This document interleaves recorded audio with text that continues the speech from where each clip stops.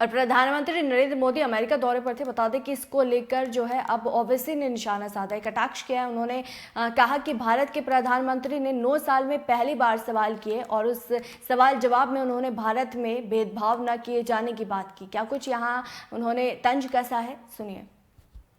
America गए, हम भी चाहते हैं कि भारत और अमेरिका के ताल्लुकात में और अच्छा और मजबूत हों, अच्छे हों और भारत अमेरिका के ताल्लुकात में बेहतरी के लिए H1 जो हमारे वीज़ा है स्टूडेंट का वो ज़्यादा रुका हुआ है, वो जल्दी हल हो।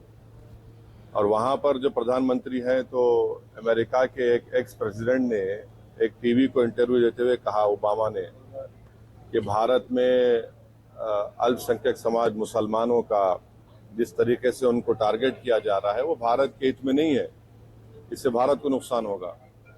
तो ये वो बराक ओबामा है जिसको हमारे देश के वजीर आजम प्रधानमंत्री ने वो फेमस सूट पहना था जिस पर उनका नाम लिखा हुआ था, अपने हाथों से चाय पिलाई, और वो खुद आज ये बात कह रहे हैं।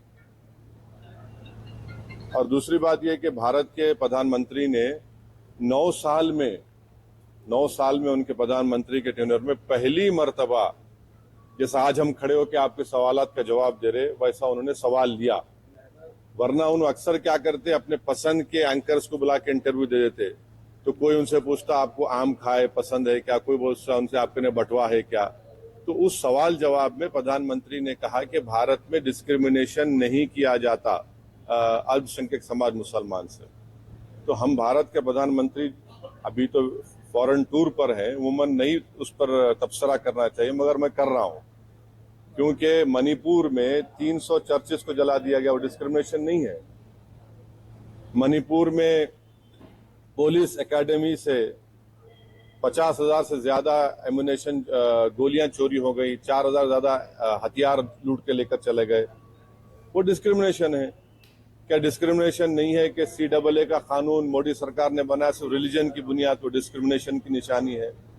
तीसरा डिस्क्रिमिनेशन की निशानी यह है कि आपने मौलाना आजाद फेलोशिप को बंद कर दिया। हमारे अल्पसंख्यक समाज के बच्चे अपना फेलोशिप कर पाएंगे न PhD कर पाएंगे। आपने प्री मैट्रिक स्कॉलरशिप को रिस्ट्रिक्ट कर दिया। और गौ रक्षक जिसको चाहे पकड़ते हैं, जिसको चाहे मार देते हैं, वो डिस्क्रिमिनेशन नहीं है क्या? ये डिस्क्रिमिनेशन है। यहाँ पर ये सबका साथ, सबका विश्वास, सबका विकास, सबका प्रयास, ये बहुत अच्छा है, डायलॉग अच्छा है, मगर जमीन पर तो कुछ दिखता ही नहीं है ना। और फिर डिस्क्रिमिनेशन की मिसाल सबसे बड़ी है कि बीजेपी के पास 300 MP है, एक मुसलमान MP नहीं है, एक मुस्लिम मिनिस्टर नहीं है। ये डिस्क्रिमिनेशन की मिसालें आपके सामने रख रहा हूं मैं। और हम उम्मीद करते हैं कि प्रधानमंत्री आप लोगों से तो खुल के बात करें ना। ऐसा एक ओपन प्रेस कॉन्फ्रेंस प्रधानमंत्री कर लें दिल्ली में, एक 50-60 जर्नलिस्ट को बुलाकर, तुमको जो पूछना है पूछो प्यारे, दिल खोल के पूछो, मैं आज जवाब दूंगा।